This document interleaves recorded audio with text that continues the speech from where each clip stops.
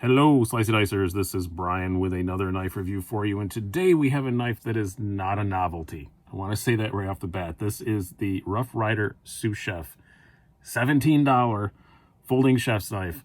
A whole lot of places claim to make folding chef's knives. This one actually does act like a folding chef's knife. I've been using it as much as I possibly could, and it's working much better than I expected it to. Is it as good as a proper real chef's knife? No, but it ain't bad. It ain't bad at all. We'll expand on that more, mostly probably when I get to the blade, but just a pretty cool knife. 17 bucks, you're getting 440A steel. Nothing to write home about, but it's fine. Really nice polished G10, really nice finishing.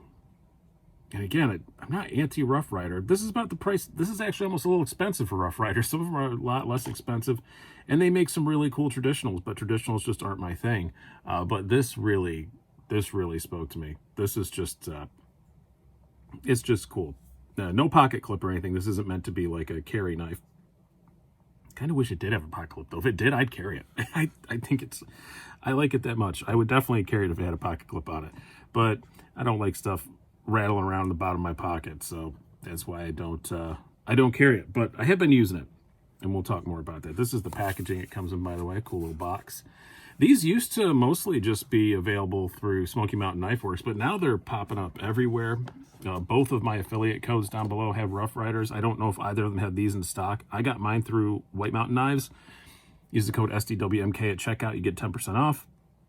And then also Southern Edge Knife Works occasionally has some Rough Riders. Go there, SEK at checkout, get 15% off. So go check those out there. But if not, Smoky Mountain Knife Works almost always has them in stock. They have a ton of Rough Riders. Probably the easiest place to find one. Not necessarily the cheapest if you use my discount codes. But yeah, let's do some specs and some size comparisons here. And then we'll talk more heavily about how I've used this and what I've used it for and what I think about it. It's really hard to do size comparisons on this one because it's big and there's nothing else really like it. So I'm just going to kind of grab some random stuff. We'll do a combo of the usuals. We will do the Pair 3 from Spyderco, and then we'll do the full-size Benchmade Griptilian. So you can see it's a pretty big sucker. What else do we have here we want to compare it to? I'm trying to grab something larger. Oh, well, that's really large. We don't want to grab that. Here, we'll grab this. It's within reach.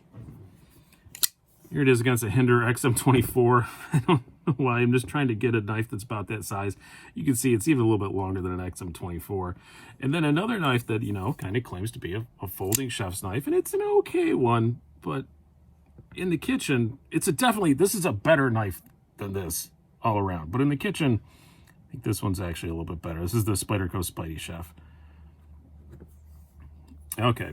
Now, let's talk more about this knife, the blade on it. Again, 448 steel, nothing to write home about, but you know what? But that's not that uncommon of a grade of steel on kitchen knives. They don't usually have amazing steel. They're more worried about something that's easy to sharpen and that you can frequently sharpen and get a screaming good edge on.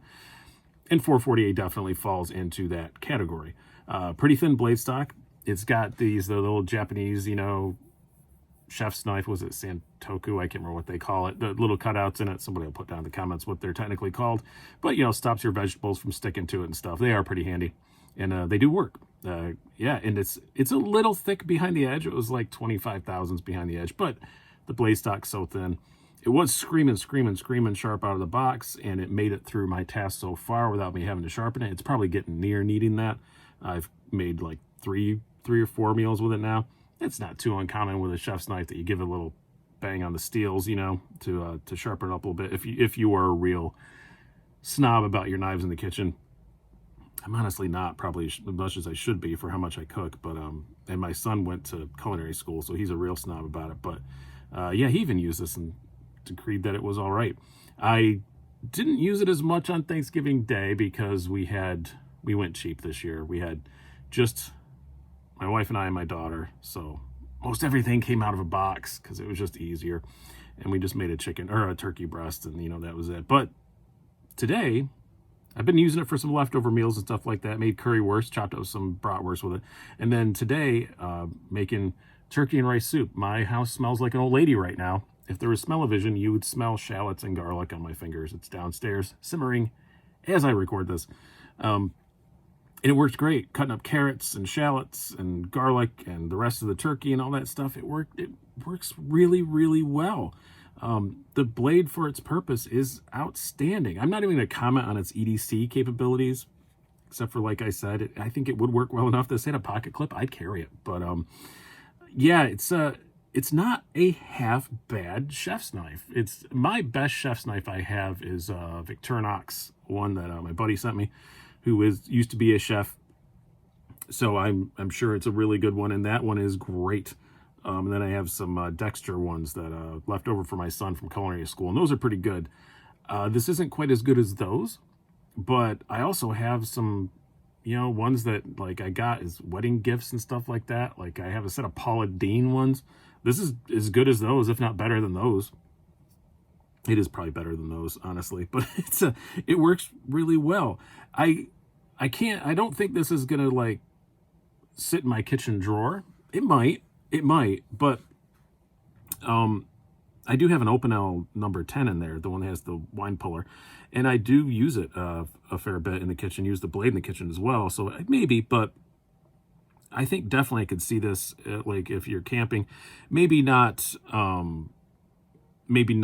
as far as, like backpacking, because it is pretty heavy. It's 5.6 ounces. I did just realize I haven't given you the stats, so I'm going to do that here in a minute. We'll do the stats at the end this time instead of at the beginning like we normally do. It's a big knife. It's a 4.3 inch blade. Get that out of the way. You could see that in the size comparisons, but it's a little heavy for like backpacking, but I could see if you are, glamping or, car camping or whatever, it would be a really cool knife. It's $17. Just throw it in your little, mess kit, when you're car camping or whatever. I think it would be pretty cool. Or if you're a backpacker that isn't super weight weenie, also, it would be an awesome knife to have around the campsite when you're cooking. It definitely, I like the handle. You can actually get down on it pretty low. I mean, you move your fingers a little bit, but still it ain't too bad. Move the handle off the edge of the surface a little bit. It works really well. I do really like it. One of my friends was messaging me. I'm not going to say who, only because I don't know if his wife listens to him watch the videos, but I know he got one for her because she's in food service stuff, and it's just something to throw in her apron or whatever. And I think that would be fine. It mentions about being like a food prep knife. It doesn't really claim to be a full-on, ultimate chef's knife, but it's pretty cool.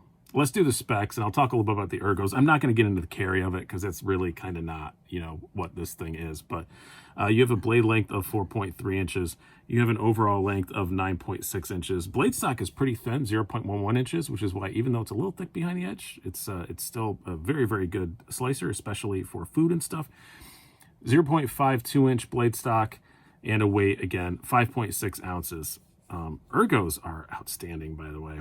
And it just feels like a solid, like, man's knife, for lack of a better term, because it feels like a big old school, like, buck or something, but it has this really cool chef's blade on it. There's just so many things to like about this for $17. Downsides, the opening hole, you can one-hand open it, which is awesome, but that hole's a little sharp. I'll probably fix that, because I'm definitely not getting rid of this thing. I'm definitely going to hold on to it, because it's just cool.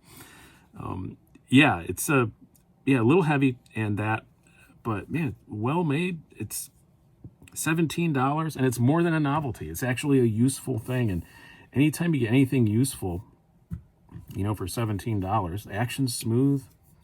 I'm not doing a usual review on this because it's kind of so far out of my normal wheelhouse, but it's very smooth. Lockback is very secure. Yeah, really not a whole lot to complain about for $17. I think for $17, something that claims to be a $17 folding chef's knife, if it works at all, that's fine. And this works better than that. It works well. I'm not going to say it's like an outstanding chef's knife, but it's pretty darn good. It's way better than I thought. So I hope you guys have enjoyed this. I'm going to keep a closer eye on the Rough Ryder stuff. Again, I'm not super into the traditionals, so you probably won't see many of those. But occasionally they come out with some kind of off-the-wall stuff like this.